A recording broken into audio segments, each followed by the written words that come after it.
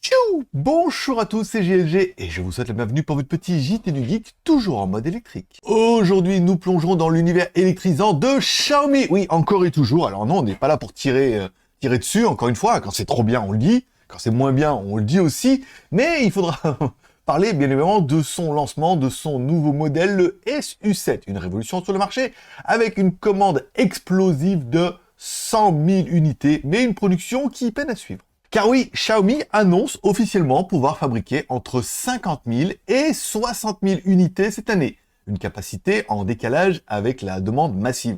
Et surtout les précommandes. Le SU7 ou le Xiaomi SU7, une berline électrique avec une autonomie de départ de 700 km a été lancée en Chine le 28 mars pour un prix de départ de 215 900 yuan, soit environ 29 900 euros si on prend la conversion du yuan chinois en euros. Les clients qui commandent doivent verser un dépôt de 5 000 yuan, soit environ 700 euros, devenant non remboursable après 7 jours.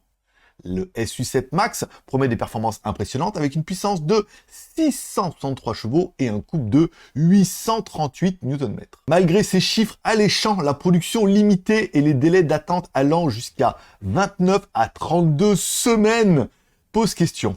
Car oui, si Xiaomi travaille à augmenter sa capacité de production pour satisfaire cette demande sans précédent, l'usine de Pékin vise une production annuelle de 10 000 unités avec un objectif de capacité annuelle qui pourrait atteindre 300 000 unités après 2025.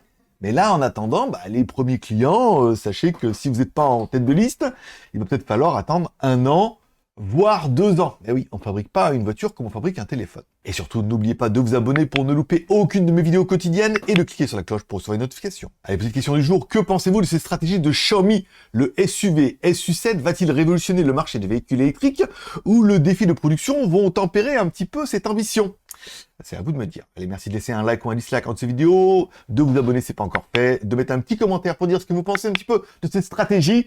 Vendre, et puis produire plus tard. En même temps, je ne sais pas s'ils ont vraiment le choix. Mais c'est vrai que pour les clients, on peut prendre que certains sont un peu mécontents. Allez, rendez-vous demain pour votre prochain JT du Geek, toujours en mode électrique.